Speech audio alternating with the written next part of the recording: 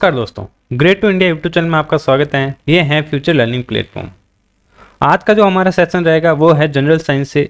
General science के अंदर biology का मोस्ट इंपॉर्टेंट टॉपिक, बायोलॉजी के अंदर परिचय, शाखा एवं वर्गीकरण के बारे में आज बात करेंगे। जीव विज्ञान का परिचय, शाखा एवं वर्गीकरण। तो चलो वीडियो शुरू करते हैं। फर्स्ट क्वेश्चन है,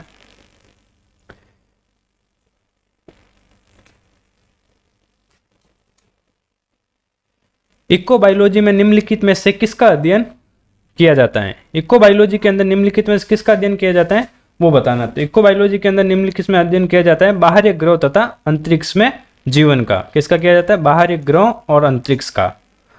नेक्स्ट, संसार के सबसे बड़ा पुष्प है, संसार का जो सबसे बड़ा पुष्प है उसका क्या नाम है वो बताना। तो संसार का सबसे बड़े पुष्प का नाम है रेफ्लेसिया। क्या है? रेफ्लेसिया। नेक्स्ट, तितलियों के अध्ययन कहलाता है। तितलियों का जो अध्ययन किया जाता है उसको क्या कहते हैं?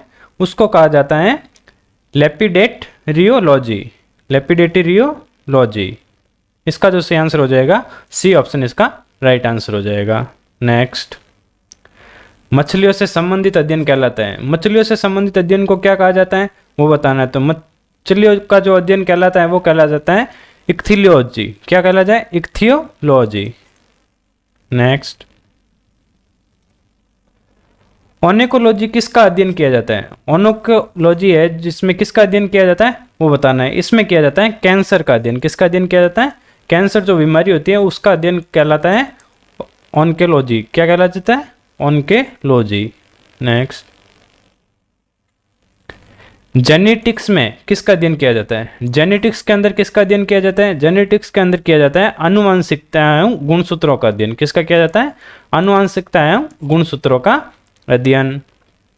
नेक्स्ट, आनुवांशिकी किससे संबंधित है? आनुवांशिकी किससे संबंधित है? आनुवांशिकी संबंधित है आनुवांशिकता से। किससे संबंधित है? आनुवांशिकता से। नेक्स्ट, जनसंख्या के अध्ययन को क्या कहता है? जनसंख्या का जो अध्ययन किया जाता है उसको क्या कहा जाता है? उसको कहा जाता है डेमोग्राफी। डेमोग्राफी के अंदर जनसंख्या का अध्ययन किया जाता है।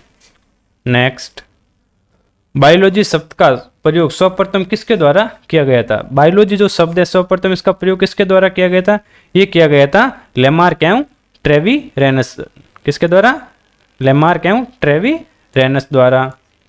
नेक्स्ट, वनस्पति विज्ञान का पिता किसे कहते हैं? वनस्पति विज्ञान है उसका पिता किसको कहा जाता है? उसका पिता कहा जाता है थियोफ्रेटस को। किसको कहा जाता है? थियोफ्रेटस को। नेक्स्ट, सरीसृपों का अध्ययन कहलाता है। सरीसृपों के अध्ययन को क्या कहा जाता है? सरीसृपों के अध्ययन को कहा जाता है हर्पेटोलॉजी। क्या कहा जाता है? हर्पेटोलॉजी। नेक्स्ट, सांपों का अध्ययन कहलाता है। सांपों का अध्ययन जो किया जाता है उसको क्या कहा जाता है? उसको कहा जाता है सर्पेटोलॉजी। क्या कहा जाता है? सर्पेटोलॉजी के अंदर सांपों का अध्ययन किया जाता है। नेक्स्ट, पक्षियों के अध्ययन कहलाता है। पक्षियों का जो अध्ययन किया जाता है उससे क्या कहते हैं? उससे कहते हैं ऑर्निथोलॉजी। क्या कहते हैं? ऑर्निथोलॉजी। तो इसका जो सही आंसर हो जाएगा ए ऑप्शन। नेक्स्ट, जीव विज्ञान की शाखा जिसमें प्राणियों की पहचान, नामकरण तथा वर्गीकरण का अध्ययन किया जाता है उसे क्या कहते हैं? उसे कहा जाता है टेक्सोनॉमी। क्या कहा जाता है? टेक्सोनॉमी। टेक्सोनॉमी के अंदर जीव विज्ञान की जो शाखाएं होती है उनमें प्राणियों पहचान का नामकरण तथा वर्गीकरण का अध्ययन किया जाता है उसे कहा जाता है टेक्सोनॉमी। नेक्स्ट, जिलों के अध्ययन को कहते हैं। जिलों के अध्ययन को क्या कहा जाता है? जिलों के अध्ययन को कहा जाता है लिम्रोलॉजी। क्या कहा जाता है? लिम्रोलॉजी। लिम्रोलॉजी के अंदर जिलों का अध्ययन किया जाता है। नेक्स्ट, राष्ट्रीय विज्ञान दिवस कब मनाया जाता है? विज्ञान दिवस को कब मनाया जाता है? विज्ञान दिवस मनाया जाता है 28 फरवरी को। कब मनाया जाता है? 28 फरवरी के अंदर विज्ञान दिवस मनाया जाता है। नेक्स्ट, मिलान कीजिए, सूची फर्स्ट और सूची सेकंड को मिलान करना है। देखते हैं, एक्वाकल्चर किसे कहा जाता है? ये इसके अंदर होता है मत्स्य, मतलब मछलियों का जो अध्ययन किया जाता है उसमें कहा जाता है एक्वाकल्चर। Next, floriculture. फ्लोरिकल्चर के अंदर पुष्पों का अध्ययन किया जाता है। किसका अध्ययन किया जाता है? पुष्पों के अध्ययन को कहा जाता है फ्लोरिकल्चर। सेरिकल्चर। सेरिकल्चर के अंदर रेशम का अध्ययन किया जाता है। किसका अध्ययन किया जाता है? रेशम का अध्ययन सेरिकल्चर कहलाता है। और विटीकल्चर के अंदर फलों का अध्ययन किया जाता है। किसका अध्ययन किया जाता है? फलों का। तो इसमें यहाँ पर अंगूर दे रखा है या फल कह सकते हैं। नेक्स्ट, तो इसका जो सही आंसर हो जाएगा 4th नंबर। नेक्स्ट, सजीव का सर्वाधिक विशिष्ट लक्षण है। सजीव का सर्वाधिक विशिष्ट लक्षण कौन सा है वो बताना। सजीव का क्या होता है लक्षण? वो बाहरी उद्दीपन के प्रति अनुकीर्य होते हैं। क्या होते हैं? बाहरी उद्दीपन के प्रति अनुकीर्य होते हैं।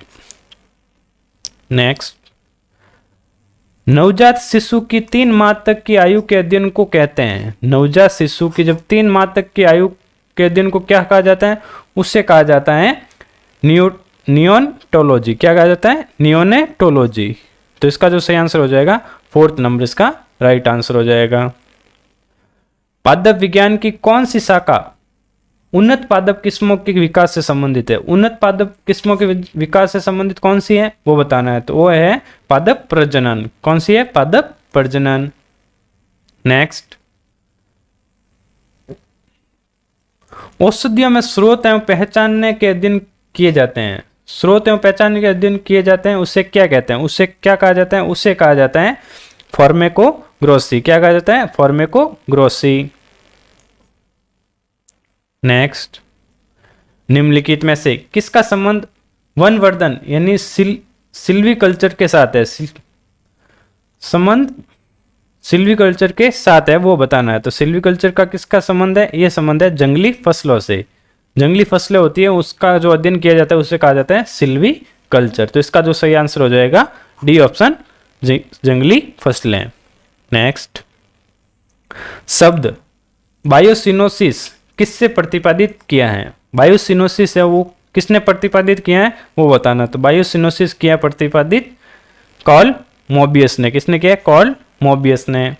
नेक्स्ट, इम्यूनिटी शब्द है। इम्यूनिटी शब्द कौन सी भाषा का शब्द है वो बताना। तो इम्यूनिटी शब्द है लैटिन भाषा का। कौन सी भाषा का है? लैटिन भाषा का शब्द है इम्यूनिटी शब्द। नेक्स्ट, प्रतिरक्षा विज्ञान का जनक है। प्रतिरक्षा विज्ञान का जनक किसे कहा गया है? ये कहा गया है एमिल वॉन बेरिंग को। किसे कहा गया? एमिल वॉन बेरिंग को प्रतिरक्षा विज्ञान का जनक कहा गया है। नेक्स्ट, जीवाणुओं के अध्ययन के विज्ञान को कहते हैं। जीवाणु का जो अध्ययन किया जाता है उस विज्ञान को क्या कहते हैं? उससे कहा जाता है बैक्टीरियोलॉजी। क्या कहा जाता है? बैक्टीरियोलॉजी।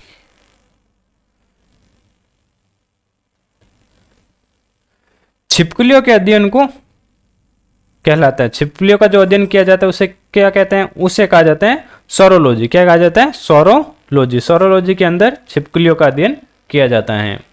नेक्स्ट, पादपों एवं प्राणियों में यह अंतर है कि पादपों में क्या होता है? पादपों में होता है स्थानगत वृद्धि होती है। पादपों के अंदर स्थानगत वृद्धि होती है। नेक्स्ट, किस्कोलॉजी का सबसे संबंध किसके अध्ययन से है? किस्कोलॉजी है उसका संबंध किसके अध्ययन से है? इसका अध्ययन है अपना विश्व से। विश्व के अध्ययन को क्या कहा जाता है? किस्कोलॉजी। नेक्स्ट, उत्तकों के अध्ययन कहलाता है। उत्तकों का अध्ययन क्या कहलाता है? उत्तकों का अध्ययन कहलाता है क्राइटोलॉजी। क्या कहलाता जाता है? क्राइटोलॉजी। नेक्स्ट, विज्ञान की वह शाखा जो जोड़ों के अध्ययन से संबंधित है। जोड़ों के अध्ययन से संबंधित शाखा को क्या कहा जाता है? उसे कहा जाता है ऑर्थोलॉजी। ऑर्थोलॉजी के अंदर जोड़ों का अध्ययन किया जाता है। किसका क्या अध्ययन किया जाता है? जोड़ों का अध्ययन किया जाता है, उससे कहा जाता है ऑर्थोलॉजी। नेक्स्ट, लाइकेन जिन 2 वर्ग के पौधों से मिलकर बनता है वो कौन से 2 पौधे हैं वो बताना है। तो वो पौधे हैं कवक और शैवाल से लाइकेन बनता है। क्या बनता है? कवक और शैवाल से लाइकेन बनता है। नेक्स्ट, कौन एक जीवित जीवाश्म कहलाता है? जीवित जीवाश्म कौन कहलाता है? ये कहलाता है अपना जिंकनो। क्या कहलाता है? जिंकनो, सॉरी जिंकगो। तो इसका जो सही आंसर हो जाएगा 4th नंबर। नेक्स्ट, सबसे लंबा जीवित वृक्ष है। सबसे लंबा है जो जीवित वृक्ष कौन सा है? उसका नाम है सिकुआ। सिकुआ है जो सबसे लंबा वृक्ष है। नेक्स्ट, बांस को किस में वर्गीकृत किया गया है? बांस को किसके अंदर वर्गीकृत किया गया है? बांस को वर्गीकृत किया गया है त्रास के अंदर। किसके अंदर? घास के अंदर। बांस एक प्रकार की घास है। क्या है? घास। नेक्स्ट, चिलगोजा निम्नलिखित में से किस एक प्रजाति के बीज से प्राप्त होता है? चिलगोजा है वो कौन सी प्रजाति के बीज से प्राप्त होता है वो बताना। तो ये प्राप्त होता है पाइन से। किससे प्राप्त होता है? पाइन से प्राप्त होता है चिलगोजा। नेक्स्ट, हाइड्रोफाइट कहते हैं। हाइड्रोफाइट किससे कहा जाता है? हाइड्रोफाइट कहा जाता है एक जलीय पौधे को। ये एक प्रकार का जलीय पौधा होता है, उससे कहा जाता है हाइड्रोफाइट। नेक्स्ट, निम्नलिखित में से कौन सा पौधा मरुदर्द है? इसमें से कौन सा पौधा मरुदर्द है, इसमें वो बताना है। तो ये होगा अपना सी, करील। करील है जो एक हमारा मरुविद है। नेक्स्ट, रेगिस्तान में पैदा होने वाला पौधा कहलाता है। जो रेगिस्तान में पैदा होता है वो पौधा कौन क्या कहलाता है? वो कहलाता है जीरोफाइट्स। जीरोफाइट्स। नेक्स्ट, निम्नलिखित में से कौन सा एक मीन है? कौन सा एक मीन है वो बताना। तो इसमें है फ्लाइंग फिश है जो एक मीन है। क्या है? मीन है। तो आज का सेशन हमारा यहीं समाप्त होता है। तो दोस्तों वीडियो अच्छा लगे तो लाइक एवं सब्सक्राइब जरूर करें। Thank you.